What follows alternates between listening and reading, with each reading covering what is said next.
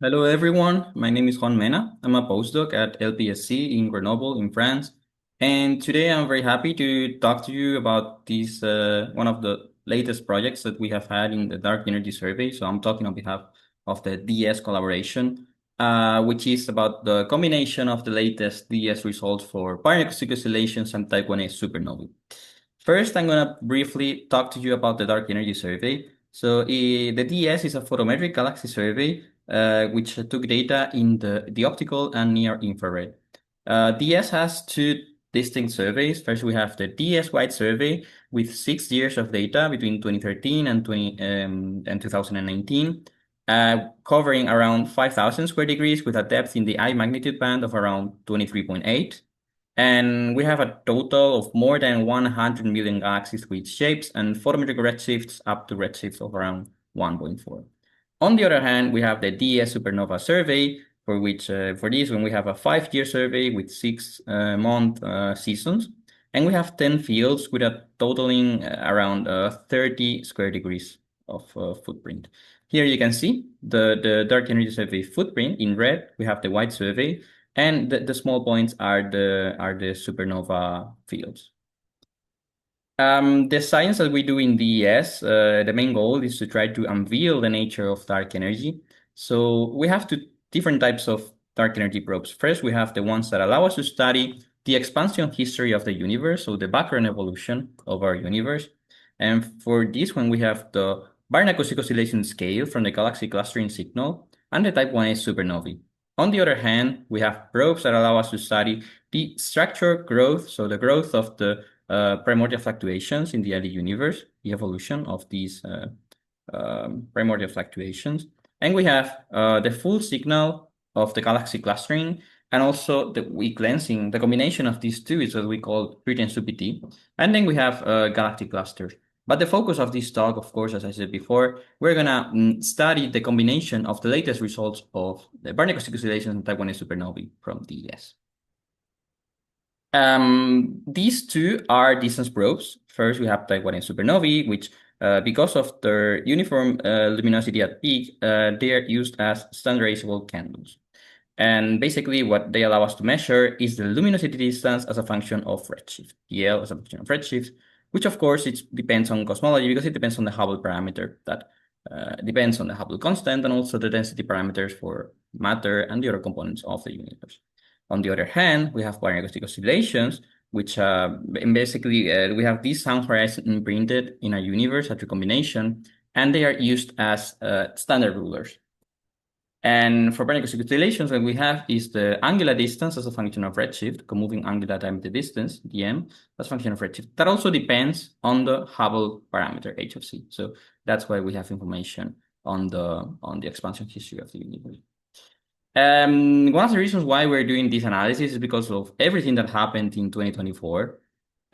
First, in January 2024, in DES, we released the latest DES supernova results, and we found already a 2 sigma reference for W0 WA when doing our cosmological inference. Here you can see the contours for W0 and WA, and this blue one, which is around in almost 2 sigma tension with Lambda CDM, which would be here, W0 -1 and WA 0. Also, something that happened in 2024 is that in February, we released the latest Baryonic Acoustic Oscillation results, and what we found is a 2.1 sigma deviation from Planck Lambda CDM. So what we were finding is that interpreting our results in Lambda CDM was complicated when we also wanted to combine with Planck CMB results. Also, of course, something else that happened in 2024 is that DESI, the Dark Energy Spectroscopy Instrument, released its Baryonic Acoustic Oscillations GR1 results, and they found a 3.9 sigma preference for W0 WA cosmology when combined with CMB plus DES supernovae, so our own supernova. And what we're going to do in this talk is use, of course, our results, so our supernovae, our Baryonic Acoustic Oscillations, combine them, and see what we can say about this tension with Lambda CDM that we are finding. And this is the focus of this talk. First, I'm going to briefly talk to you about the DES year 5 supernova analysis. So this is the DES Supernova team that made this analysis possible. The DES Supernova sample is the largest and deepest sample from a single telescope ever, with around 1,600 photometrically classified type 1a supernovae, calibrated to 5 magnitude accuracy, and with spectra for host galaxy redshifts. For cosmology, it's combined with data from around 200 low redshift supernova from other samples from historical compilation of supernovae. Basically, what we have is the calibrated distance modulus that depends on the measured magnitude, the supernova intrinsic magnitude that is generated with H0, and also calibration that depends on the supernova color, stretch, galaxy mass, etc. And this distance modulus is proportional to the luminosity distance as a function of redshift, which is what we mentioned before, is what we measure with supernova. Then here you can see the Hubble diagram for the DES supernovae in blue, and also the low redshift supernovae that I just mentioned, 200 supernovae here in red, and as a function of redshift, of course. And here you can see the probability of these supernovae being type 1a. So basically all the ones that are here in this diagonal are type 1a supernova. On the other hand, I'm going to briefly talk to you about the DES year 6 Baryonic Acoustic Oscillation analysis. So this is the team that made this analysis possible. The DES BAO was, we had an unoptimized sample of around 16 million galaxies, bright galaxies over 4,200 square degrees in 6 tomographic bins spanning from 0.6 to 1.2 in redshift. We measured the BAO signal with using 3 different clustering statistics, and then we combined them, taking into account their covariance using simulations. We found a 3.5 sigma detection of the BAO peak, and we used the template-based BAO fitting method validated using around 2,000 mock catalogs. We did lots of robustness tests and also pre-unblinding tests. And in the end, we have a consensus likelihood as a function of alpha, and alpha is none other than the BAO scaling parameter here, which is the comoving angular diameter distance divided by the sound horizon scale. And these same guys in the denominator evaluated at the template, at the cosmology of the template that we use for the BAO fits. Then in our case, it was Bang 2018. And here you can see a plot just showing the angular correlation function for the different redshift bins. As I said, we have 6 redshift bins, and this is one of the 3 clustering statistics that we used. And you can see that the BAO is evolving with redshift towards larger angular scales because of its constant comoving size.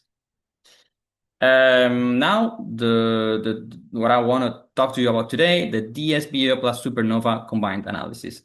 This is the team that made this analysis possible. So yeah, thank you so much to all of them for contributing to these wonderful results.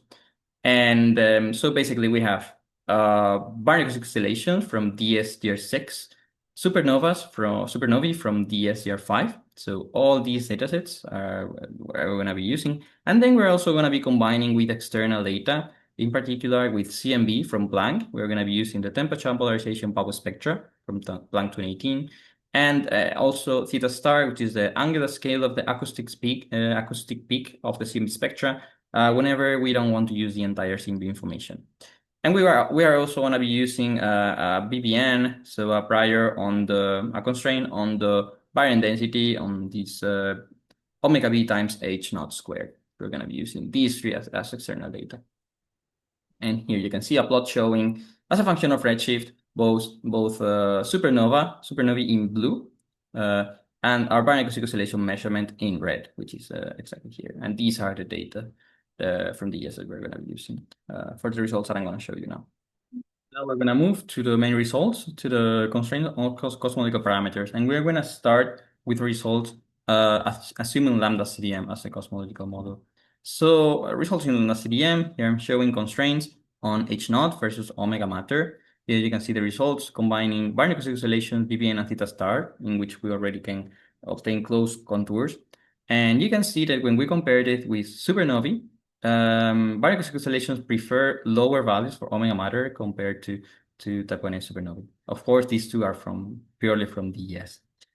Also, when we combine, for example, BAO and supernova with BBN, we obtain this gray contour. And when we combine it with theta star instead of BBN, we obtain the yellow one. And you can see that there is clearly a tension between these two contours in H naught. So we have tensions in omega matter and tensions in H naught, depending on which data sets we combine. Basically, yeah, we find several 2-3 sigma tensions between datasets, and these basically we have difficulties to interpret our different datasets in Lambda CDM. The black one here is CMB. CMB by itself is very constraining in Lambda CDM. So when including, for example, BAO, this is not changing that much the contours, but it's moving the results to lower values of omega matter, higher values of H naught, and when including supernova, this is moving to lower values of higher values of omega matter, lower values of H naught. So basically, BA and supernova are pushing the contours in different directions of the parameter space. And this is the reason why we decided to move to one parameter extensions of Lambda CDM. In particular, we're going to start in K Lambda CDM, so assuming the curvature of the universe is different from 0. And this dashed line would be a flat universe, the dashed diagonal line here. So when combining all our geometric probes, meaning BAO, supernovae, BBN, and theta star, we obtain the purple contour here, and compared to CMB, you can see that there is clearly a tension between these two, similar to what we find in Lambda CDM. In K Lambda CDM, we're also finding some tensions. Then here, I'm including the results for BAO plus CMB and supernova plus CMB, only to show you that the curvature, the results certainly depend on the data combination. We find tensions between datasets, similarly to what we found in Lambda CDM. So this issue is not solved in K Lambda CDM. So now we're going to move to a different model. We're going to move to WCDM, in which we allow the dark energy equation of state parameter to be different from -1, sorry.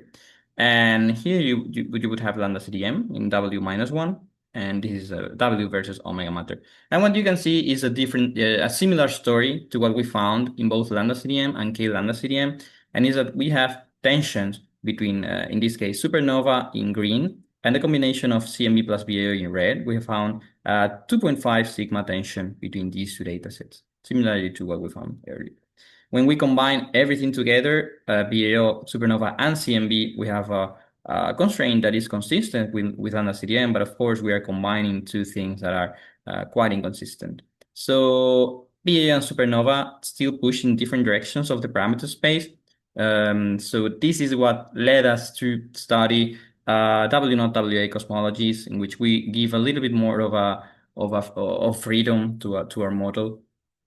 And that's what I'm going to show you now. Here you can see the parameterization, the CPL parameterization for the equation of state parameter for direct energy, which depends on W0 and WA. And here, for now on, I'm only going to show you results in this plane, in the W0 WA plane.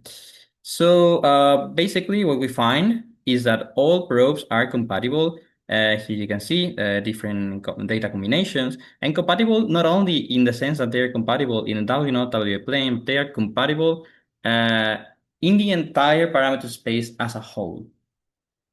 Here you can see our main results, which is the orange contour, which is a combination of BAO, supernova, and CMB, for which we find a 3.2 sigma tension with Lambda CDM. Lambda CDM, of course, will be here with W0 -1 and WA 0.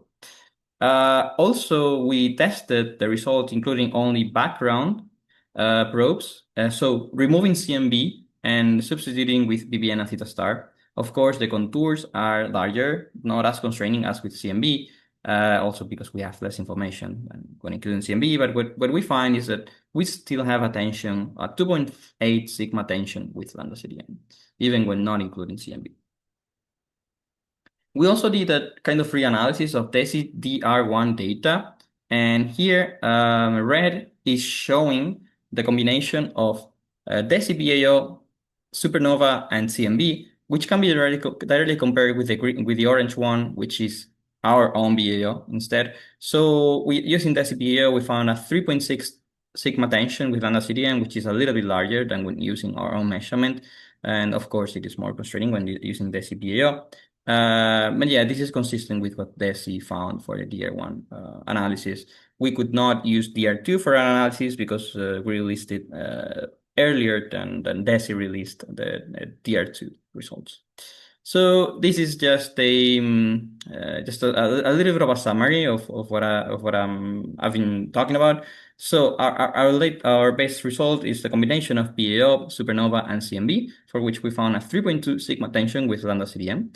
If we do an analysis similar to what DESI does, in the way they quote the sigmas, basically with a delta chi-square, we find a 2.7 sigma preference for W not WA compared to Lambda CDM. So consistent with our baseline result here. And here in this plot in particular, I'm also showing the 3 sigma contour. So you can see that this is still in a bit of attention because it's a 3.2 sigma tension. And as conclusions, these cosmology results from DES BAO and DES Supernova represent a culmination of what the completed DES can tell us about the expansion history of the universe. We published this 3 months ago. In Lambda CDM and the one parameter extensions that we considered, BAO tends to pull combined constraints toward lower values of omega matter and supernova towards higher values of omega matter. And we find several 2-3 sigma tensions between data combinations.